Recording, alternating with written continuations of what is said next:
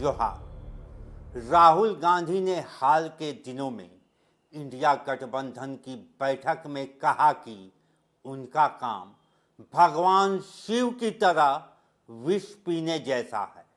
उन्होंने यह भी कहा कि विपक्ष की पुरानी रणनीतियों से बाहर निकलना होगा और बदलते राजनीतिक माहौल के हिसाब से खुद को ढालना होगा।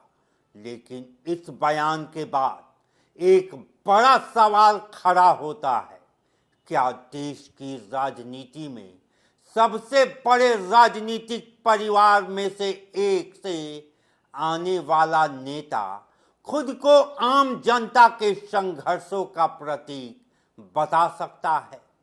जब राहुल गांधी विषपान की बात करते हैं तब करोड़ों भारतीयों के मन में ये सवाल उठना स्वाभाविक है कि आखिर ये विष क्या है? क्या विष चुनाव हारना है? क्या विष संसद में बहस करना है? या फिर ये विष राजनीतिक आलोचना झेलना है? या फिर विष वह है जो एक किसान हर मौसम में झेलता है, वह जो बेरोजगार युवा सालों तक प्रतियोगी परीक्षाओं की तैयारी करते हुए झेलता है? या फिर वह जो एक मजदूर रोजी रोटी के लिए रोज संघर्ष करते हुए झेलता है? भगवान शिव के विषपान का संदर्भ त्याग, तपस्या और लोक कल्याण से जुड़ा है। इसलिए जब कोई राजनेता खुद की तुलना उस प्रतीक से करता है जो जनता स्वाभाविक रूप से उसके जीवन और उसके दावों के बीच तुलना करने लगती है। राहुल गांधी कहते हैं कि विपक्ष को नई रणनीति चाहिए। ये बात सही हो सकती है, लेकिन उससे भी बड़ा सवाल ये है कि क्या विपक्ष आत्ममंथन के लिए तैयार है? क्या विपक्ष ये स्वीकार करने के लिए तैयार है कि जनता सिर्फ सरकार विरोधी भाषण नहीं बल्कि ठोस विकल्प चाहती है? क्या विपक्ष के पास अर्थव्यवस्था, रोजगार, शिक्षा और राष्ट्रीय सुरक्षा पर स्पष्ट रोड मैप है? क्योंकि चुनाव केवल नारों से नहीं जीते जाते। जनता भावनात्मक बयानों से प्रभावित हो सकती है, लेकिन अंततः वह काम, नीति और परिणाम देखती है।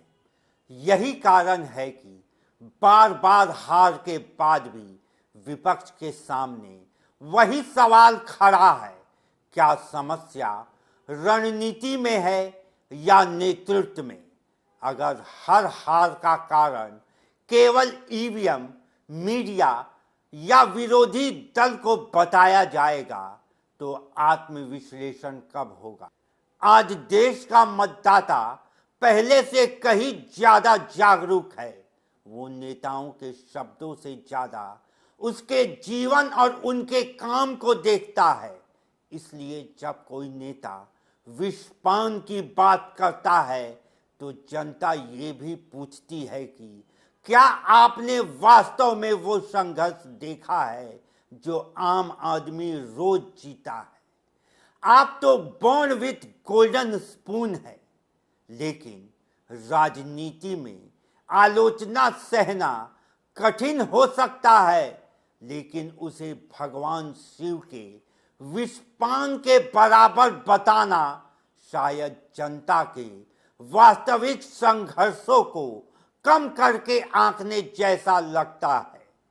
और यही कारण है कि राहुल गांधी के इस बयान पर बहस सिर्फ एक बयान की नहीं बल्कि भारतीय राजनीति और उसके नेतृत्व की विश्वसनीयता की बहस बन गई है। आपकी राय क्या है? क्या राहुल गांधी का विषपान वाला बयान उचित था या ये आम जनता के संघर्षों से मेल नहीं खाता? कमेंट में अपनी राय जरूर बताइए अभी के लिए बस इतना ही। जय हिंद, जोहार झारखंड।